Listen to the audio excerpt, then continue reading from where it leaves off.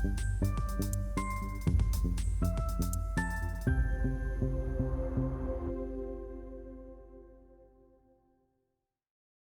everyone, good evening from Dhaka, Bangladesh. This is Noor, working at ECAD and coordinating ECAD Partnerships Program. A warm welcome to our first keynote session on roadmap to NAP implementation for Bangladesh. We are honored to have Mr. Mirza Shaukat Ali from the Department of Environment, Ministry of Environment Science, Environment, Forest and Climate Change, present the keynote on the roadmap to NAP implementation in Bangladesh. Mr. Ali, with his extensive expertise, plays a pivotal role in shaping climate action strategies, and also he is member of the Bangladesh Climate Change Delegation since COP10 and SB and other international convention. So with this, I would like to give floor to Ms. Shaukat Ali, sir, to start his keynote speech. Thank you. Thank you, Mr. Elahi, for introducing me with the audience. Good evening, colleagues. Thank you for inviting me to this important gathering. So I will try to share actually the formulation and implementation of, I think the spelling is not correct. It should be N, implementation of NAP, National Action Plan in Bangladesh. So I shall try to share the major issues there. I hope you can see my screen. So in my presentation, I shall. So the major slides will be NAP formulation process in Bangladesh, and then NAP vision, goals and adoption priorities, investment plan, financing mechanism, institutional investment, private sector engagement, etc., etc. So let's. The main object, as you can understand, the main objective of the NAP was to reduce the vulnerability to the impacts of climate change by building adaptive capacity and resilience. So moving from short-term towards mid and longer-term adaptation planning. So that was the main focus of our NAP formulation process.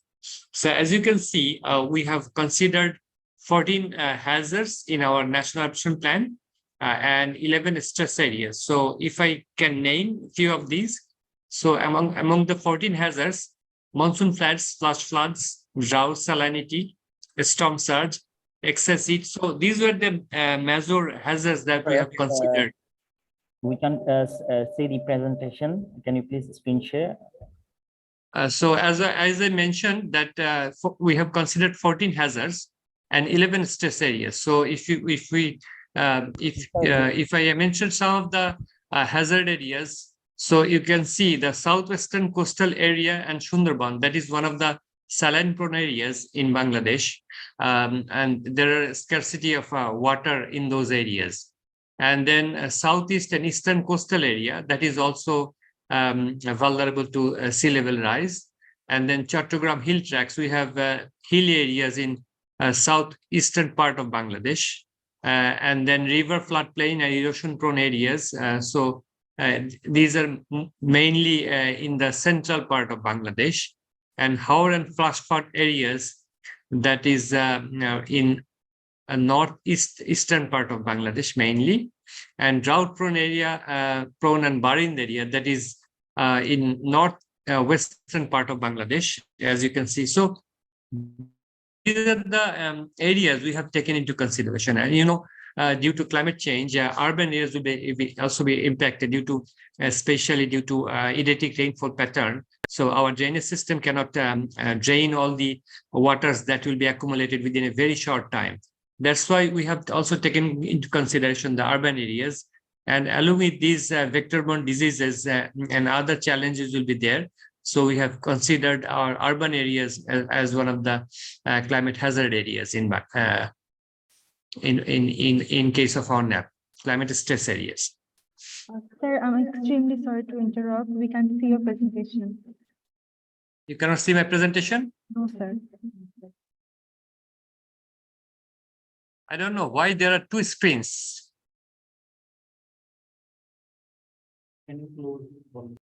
Elahi, I'm sharing my slides with you. So can you operate that as well? Yeah. Helpful. Just we need 2 minutes. Sorry for the technical challenges. I've sent my presentation. Can you share it now, please?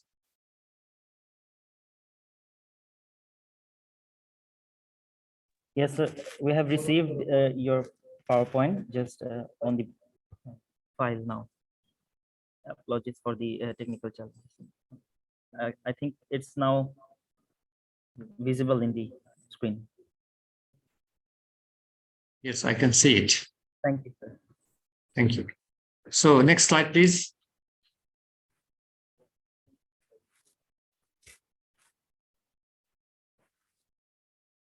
So I have already mentioned, yeah, please, next slide.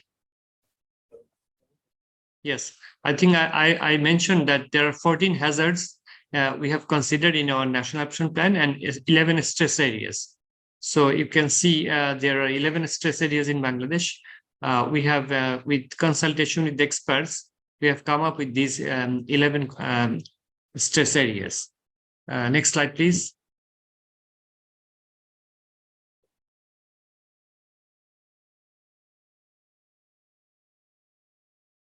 So we have identified 6 risk and vulnerabilities, sectoral risk and vulnerabilities. Mostly we considered water resources like frequent floods and erosion, waterlogging and drainage problem, embankment or infrastructure breach. Those are some of the major concerns in our water sector. And then we have also considered agricultural issues, change crop calendar, phenological change, crop yield change and reduction. In fisheries sector, we have considered these will be impacted heavily as well. And we have also taken into consideration livestock sector. So actually, we have expanded the agriculture sector, agriculture, fisheries and livestock. And then ecosystem, wetland and biodiversity, as you understand that disrupted ecosystem health, changed habitat, changed mangrove and hill forest species, diversity and composition that will be changed or impacted. And then, as I was mentioning, then urban areas will also face a lot of challenges. So we have considered urban drainage issues and sanitation problem, road damage and disrupted communication, drinking water crisis. So these are the actually 6 sectors in totality we have considered in our national action plan when we formulated this. Next slide, please. So as I mentioned that there are 6 sectors, but when we came up with the solution for these sectors, we have came up with additional 2 sectoral consideration like policy and institution and capacity development, research and innovation. So with those 6 sectors, we have added these two sectors because we need to invest or work in those additional 2 areas to implement a national action plan. Next slide, please. As I mentioned at the beginning of my presentation, I would like to also mention a little bit about the formulation process of NAP. So to our understanding, it was one of the most consultative, formulation of a NAP process, or I would say NAPA, National Action Program of Action, that we are earlier prepared, and other national documents that we prepared. We consider NAP was one of the most highly consulted document. So we have organized 8 workshops, national level workshops, and then thematic workshops, 20 thematic workshops, and more than 100 key informed interview and focus group discussion. And we have actually gone to most of the vulnerable areas to listen to the people. And we have considered gender, youth, persons with disability, social disadvantaged ethnic communities, so that their voice is also considered during the NAP formulation process. Next slide, please.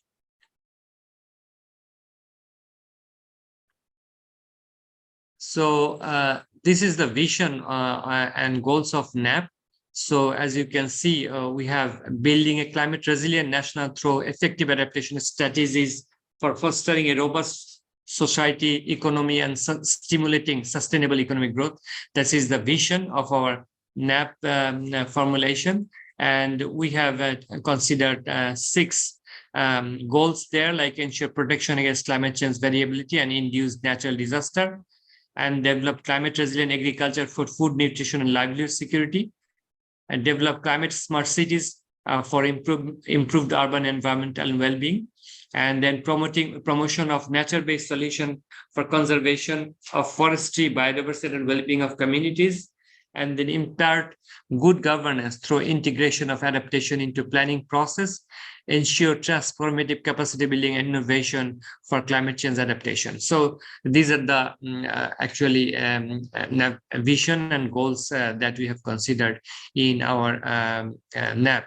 So with these 6 goals, we want to reach the NAP vision. So next slide, please. So these are actually elaboration of those. So I don't want to elaborate on these. Next slide, please. So I want to skip the, these are the elaboration. Next slide, please. So as you, I shall try to focus a little bit on implementation more, because the topic is implementation. So as you can see, we have identified from those 6 vulnerable sectors. And as I mentioned, we considered 8 sectors ultimately for the solution. So in the 8th sector, we have identified about 113 intervention, 90 is high priority and 23 medium priority. And we have estimated an amount of $230 billion that will be required for the implementation of identified intervention in our NAP. And the time period is till 2027. So from 2023 to 2050, so 27 years, that amount will be required. And as you can see, most of the resources will be required for water resources. So 52% of the total estimated budget will be required for water resources, because Bangladesh is in Bangladesh, there are a lot of rivers and water bodies, and we have in southern part of Bangladesh, we have Bay of Bengal, and there are huge coastal areas. So water resource require the highest amount of resources if we want to make the country resilient in terms of water resource, water calamities. And then we have considered agriculture issues as well. 8% of the resource will be required for agriculture. And then 16% will be required for urban areas, and policy and institution, it will require about 1%, and then disaster, social safety, and other resources will be like other amount of resources will be good. So in totality, major portion of investment, 184.5 billion will be required for water resource, urban area, disaster, social safety and security, and agriculture. So, and we have also kept provision for private sector base, because there increased focus or emphasis from the world, I will say developed countries, and also in the UNFCCC process to engage private sector to also part of the solution for our climate resilience. So we have kept provision for private sector engagement, and the amount is $11.5 billion or 5.1% of the total investment. Next slide, please. So I just want to give some of the examples of sectoral intervention or investment that will be required. So as I mentioned, that water resource investment is the highest amount of resource that will be required. So 21 interventions we have identified in the water sector, and the total amount is $122 billion. So selected intervention is like integrated management of coastal boulders, sea dikes, and cyclone shelters against sea level rise and storm surge. As you know, I have mentioned that in the southern part of Bangladesh, we have Bay of Bengal, and we have a lot of challenges in our coastal areas, and the coastal is very low lying. So to protect those coastal areas, we need to actually we have a lot of coastal boulders and sea dikes, but those are old or weakened. So that need to be strengthened to protect our coastal communities. And in some areas, there are new coastal boulders need to be constructed. So majority of the investment will be required for our coastal area protection. And then management of freshwater resources and monitoring of salinity for reducing vulnerability in existing and potential saline-prone areas. And we have like 716 kilometer long coastal areas. So there are a lot of salinity in those areas, and that is a huge challenge for, crop production. And about 40 million population lives in our coastal area. So we need to also provide them fresh water, and especially drinking water, and also need to ensure that there are saline resilient crops and other amenities for their survival. So that is one of the resources that will be required in those areas. So you can see there are 21 interventions, but based on this one intervention, you can identify different programs or different actions. So with each intervention, you can identify related smaller or different kinds of activities or actions. So in reality, 113 will be multiplied with so many numbers of actions. And then this is the third one, is the dredging of all major and medium rivers for accommodating and smooth drainage of excess floods during climate-induced extreme events. You know, there are in Bangladesh, there are 3 major rivers out of 10 major rivers in the world. So these 3 major rivers is Padma or Ganges, Jamuna or Brahmaputra, and then Meghna, 3 of the major rivers. And these rivers carry silt from some has originated in India, some has originated in Nepal or in Tibet and in other parts of India. So this in fact, in Bangladesh, only 6 to 7% of the catchment area of these 3 rivers is inside Bangladesh, and 93% is outside. And all these from all these areas, actually water flows, and they carry a lot of silt. That's why river bed filling up is a challenge in Bangladesh. So that's why we have provided the dredging of all major and medium rivers for accommodating smooth drainage, as well as navigation and other transportation system. That's why you have also kept this as one of the major interventions. And internal drainage management and climate resilient development of shore and island areas. So there are a lot of island areas in Bangladesh, and there are also in between rivers there are chores. We call these are small islands as well, but we in local language we call it chore. So next slide, please. So in earlier I have mentioned about 4 interventions out of 21 interventions. So you can find the NAP document in our ministry website. So from there you can identify other interventions as well. So in case of disaster, social safety and security, so we have identified 12 interventions, and which will require $28 billion. So I read out some of the interventions, like construction and rehabilitation of gender and disability sensitive, multi-purpose and climate resilient, accessible cyclone and flood shelters with safe drinking water, sanitation, livestock shelter facilities. So in case of Bangladesh, there are more than 4,000 actually cyclone shelters, existing cyclone shelters. We evacuate people at the time of cyclone But we need additional cyclone shelters, and some of the earlier cyclone shelters are not, gender friendly, especially for women and girls. And there are challenges. So some of the women folks, they complain about these cyclone shelters, but compared with new cyclone shelters, there are separate rooms and separate toilet facilities for these women and girls. So we have provided option that maybe when we'll construct the new cyclone shelters, we'll take into consideration the challenges that the women communities face in those areas. And also accessibility is a challenge in some part. So there are some cyclone shelters that maybe road communication is not that good, so accessibility also need to be ensured so that people can move there.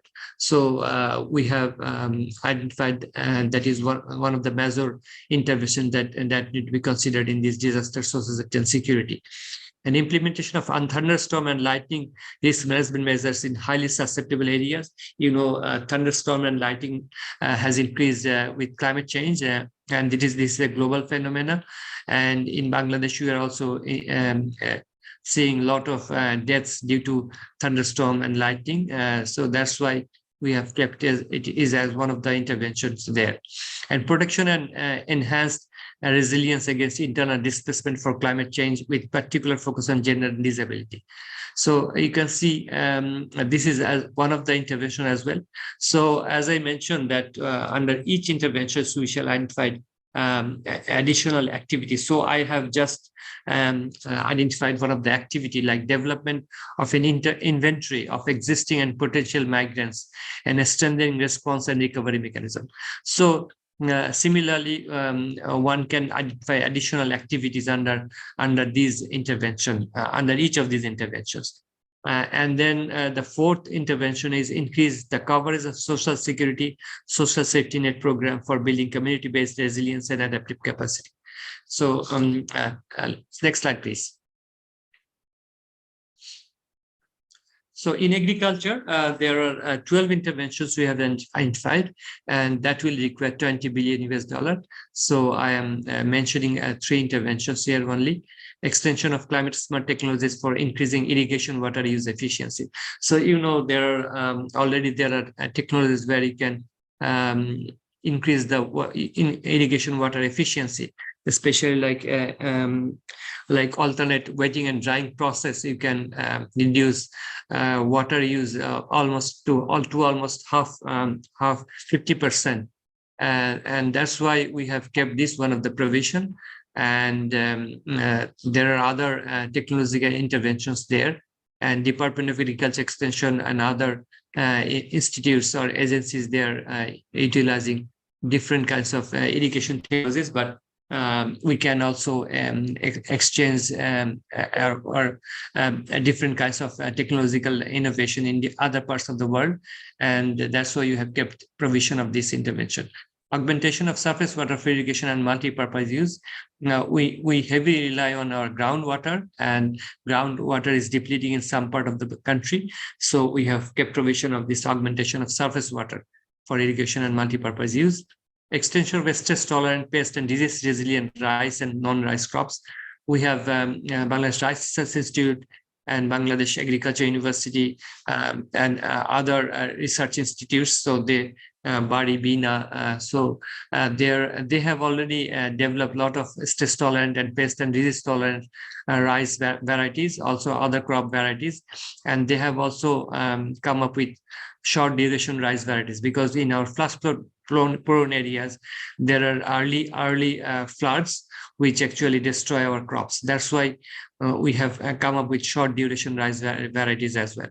So there are a lot of research ongoing, but we have kept provision for further research, and so that these crops can withstand higher, salinity in our southwestern part of the country. Next slide, please. So ecosystems, wetland and biodiversity interventions. we have identified 21 intervention, and with $6 billion that is required for the resilience of these areas. So expansion of coastal green belt for protecting coastal habitats, including mangrove, salt marsh, etc. We have one of the world's largest mangrove forest.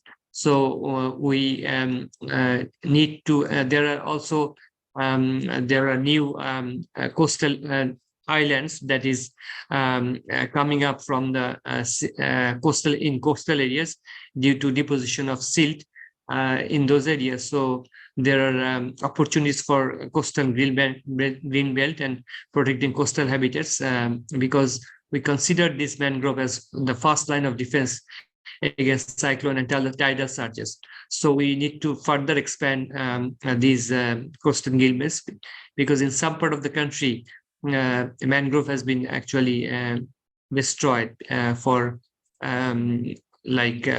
shrimp culture. That's why we want to expand in some part of the areas, because after some years, those areas has become barren, because now also shrimp cannot be cultivated. That's why we want to reforest in those areas. And then community-based afforestation and reforestation for the biodiversity conservation, enhancement of ecosystem resilience, and increasing carbon sequestration. So there are opportunities of community-based afforestation and reforestation in different vulnerable areas where there are deforestation. So we want to also increase the deforestation in different areas.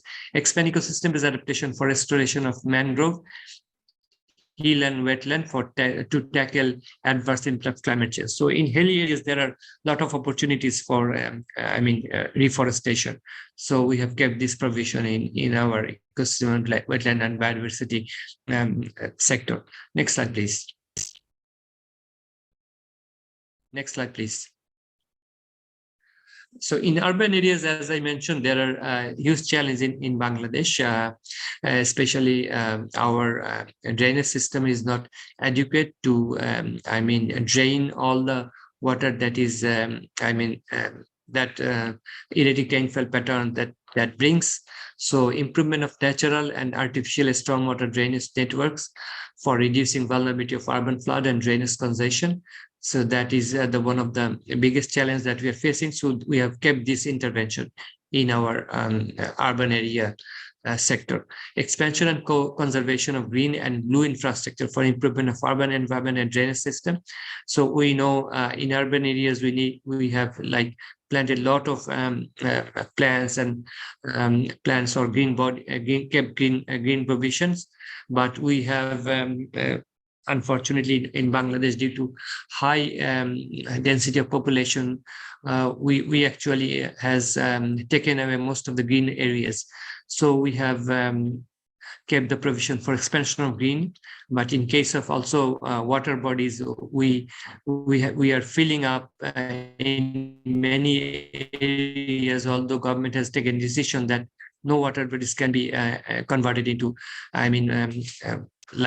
filled up and construction, but there are some challenges. That's why we have kept the provision to utilize this green and blue infrastructure, improvement in urban and environment and drainage system. So establishment of climate resilient healthcare facilities in urban areas, that is also very important, because we understand that due to climate change, heat stress will be a major challenge in case of Bangladesh, especially during summertime, and also environmental challenges as well. So we have kept provision for healthcare facilities in urban areas. And if I take into consideration from intervention to activity, so we have kept operational framework development for building climate resilient healthcare facilities as per World Health Organization. Especially we considered in our tertiary and secondary hospitals, at least a small unit should be open to cater the need of this climate resilient health facilities. Next slide, please. So I have those are some of the areas that we actually identified the interventions, and now you can see there are a lot of research and innovation is required in case of making climate resilience. So we have tried to identify some of the priority areas to guide the future research and innovation. So like this is actually in line with our requirements. So sediment dynamics, delta formation and progression, stress tolerance, salinity, stagnant water, heat, cold, short duration, high varieties, crop rice and non-crop varieties, composite materials, eco-engineering solution for infrastructure development, manage UAV technologies. So to face the four IR challenge, early warning system and climate advisory service for sudden and slow onset events, because there are shortage of water, pure drinking in our coastal areas. So we have also capability adaptation. So these are some of the areas where further research or innovation is required. Next slide, please. Next slide. Mr. Noor, yes. We have kept for gender and like persons with disability and elderly, we have kept some of the provisions. So earlier slide, yeah. So ensuring adequate space, facility, and equal accessibility in regard to climate-induced disaster preparedness. As I mentioned, this is the requirement as mentioned in the by the local communities when it comes to cyclone shelters. So we have kept that provision. And introducing persons with disability, gender, and senior citizen inclusive search and rescue program, because they are the most vulnerable in vulnerable areas, especially during cyclone and disaster. So they should be, sometimes they are left in their home when evacuated. So this could be taken into consideration. Access to inclusive and responsive early warning system. We have considerable, standard of early warning system in Bangladesh, which is acclaimed throughout the world, but there are some further opportunities to improve it further. And then build climate resilient houses. Government is providing housing for rural communities, but especially in coastal areas and in riverine areas where there are riverbank erosion challenges, there could be different kinds of design. So in one of our projects, we have got adaptation fund supported project, with $10 million.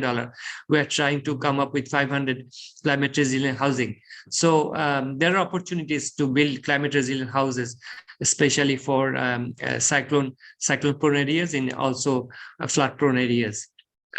Increasing and easing the accessibility to healthcare facilities. So these are some of the areas actually we have identified. Next slide, please.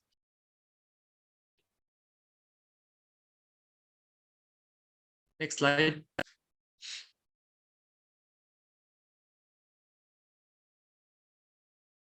So how we are going to implement our national adaptation plan that we have tried to identify. So we have tried to identify, we have National Environment Council in Bangladesh.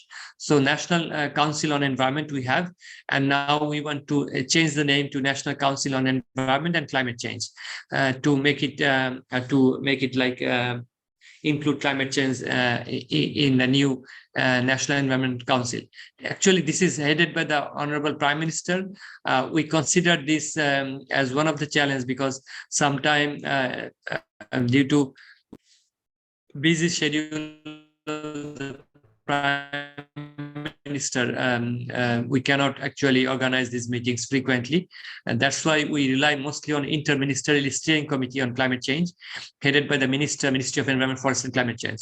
So we consider this, this is kind of executive committee. So this is the major or the most important body where actually we are going to consider the implementation of our NAP. And then also we have considered National Technical Advisory Committee on Climate Change, which will be headed by Secretary, who is the focal point of our of climate change in Bangladesh. So Secretary, Ministry of Environment, Forest and Climate Change. So this is another body where frequently we shall meet and steer the NAP implementation process. There are other smaller bodies at different levels, but we consider the Interministerial Steering Committee and National Technical Advisory Committee will be the two most important bodies for the institutional for NAP implementation. Next slide, please. So as I mentioned, we have kept provision for private sector engagement in NAP, but as you understand, engaging private sector in adaptation is not that straightforward like mitigation. So for better understanding or better clarity, we have kept provision some of the information where actually private sector can be engaged. So we have just mentioned here, provide green credit guarantees, relaxing credit facility and ease of credit, or cash incentive by different small and medium enterprises, extended research and innovation for state-of-the-art technology and bankable projects, introduce green bonds, popularize public-private partnership, providing required assistance and capacity building. So that's how private sector can be engaged. Next slide, please. So these are the areas like in stress tolerant seeds, private sector can be engaged. Climate resilient, eco-friendly construction material, there private sector can be engaged. Like climate resilient housing and infrastructure development, there are opportunities for private sector involvement. Dredging and reuse of dredging materials, private sector can be involved there. Green and renewable energy-based products, digital SMEs or e-commerce for aquaculture and agriculture value chain, etc. Waste management and environment-friendly recycling products, expansion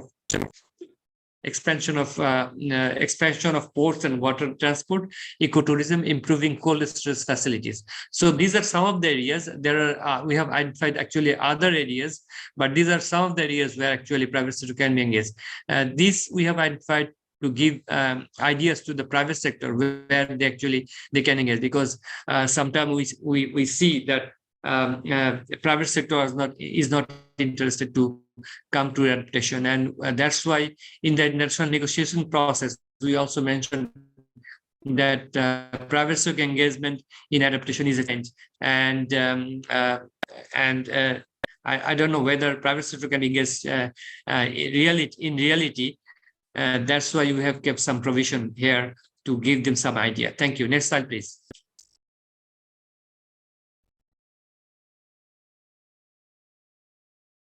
These I think I have two more slides, like benefit of NAP implementation. So if we can implement our NAP, so we can protect 1.1 million hectares of croplands from storm surge, flood, inundation, sea level rise, and salinization, and 10.3 million tons of rice production will increase. About 4 million fisheries dependent households will be protected.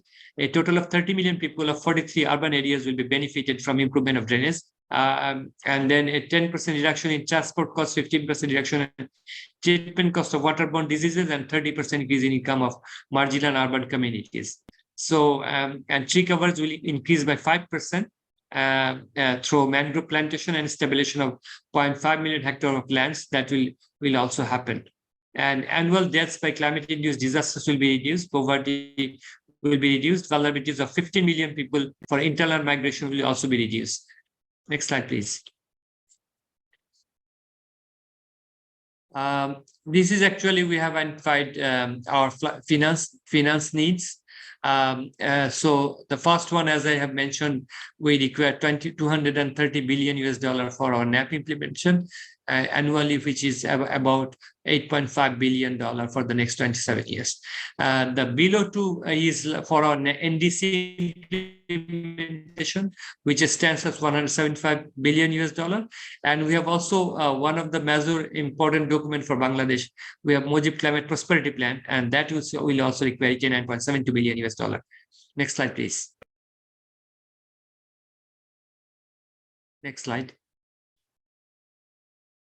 So we have kept a provision for domestic resources. We have Bangladesh Climate Change Trust Fund, and we have annual development program. We have a huge annual development program. So we have government has allocated more than 3 billion US dollar for climate related budget during the last few years. So we are expecting with the economic development, further allocation of domestic resources will be there for climate resilience. And we also expect that from UNFCCC process and other bilateral sources, we will also access additional resources. Next slide, please.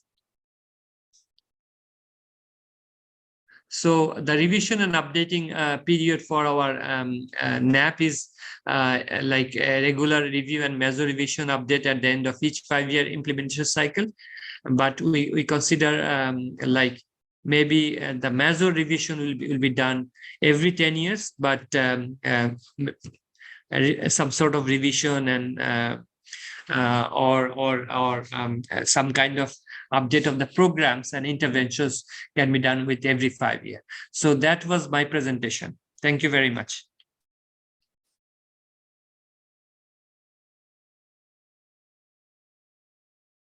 Thank you very much, sir, and apologies for the technical issues, but very lucky we managed in between. So I am sorry for the technical glitch because I should have given it to you earlier. Thank you very much. No problem. We are well aware. Just you yesterday you traveled and today just arrived in Dhaka, and very thankful to you. You make time for this wonderful presentation and joining this Gobeshona conference. And so I would like to check if you would like to take any question answer or. Okay, if there are questions, I can, yes, I try to answer. Yeah, please.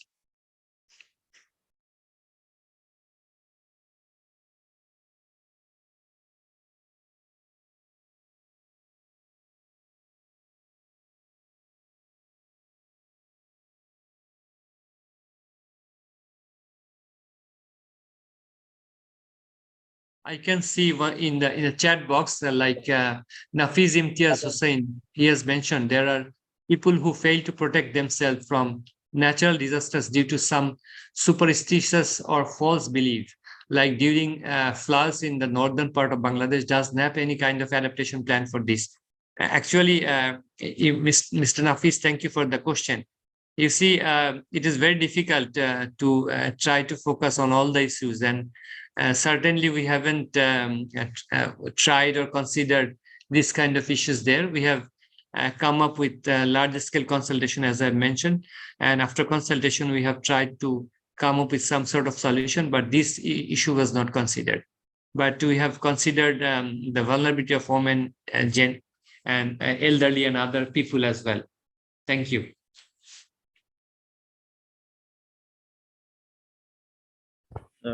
Before, so I think there is no any questions. So just to add my point of view, so if you may allow, so you have. So you have will explain the investment plans and the how NAP formulation and division and goal of National Adaptation Plan.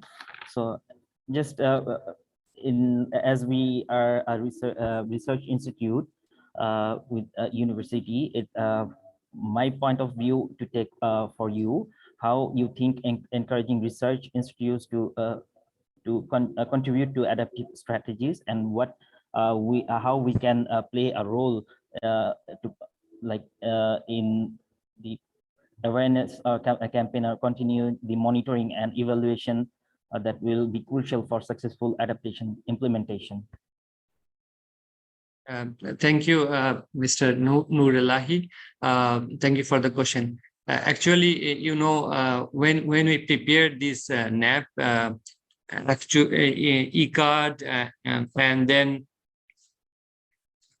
CEGS, Center for Environment and Geographic Information Services, and then BRAC C3 and Bangladesh Center for Advanced Studies. These are the institutions or consulting firms. They actually were involved in the NAP formulation process.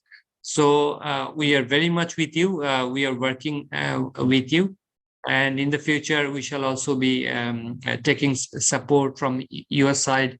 Especially, I remember the contribution of Professor Selimul Haq sir in the process, and we are missing his guidance. But in the future, we are also, we will work with you, especially in loss and damage and other area in adaptation areas. And we are looking forward to work with you. Thank you very much. Thank you so much, sir. And really a big thanks to you that you finally managed after traveling. So it's hats off to you for your contribution and making this global Gobeshona conference and for the first keynote of this fourth version. With this, I would like to thank all the participants listening online live and close this session. Thank you, everyone. Thank you. Thank you, everyone. Bye-bye.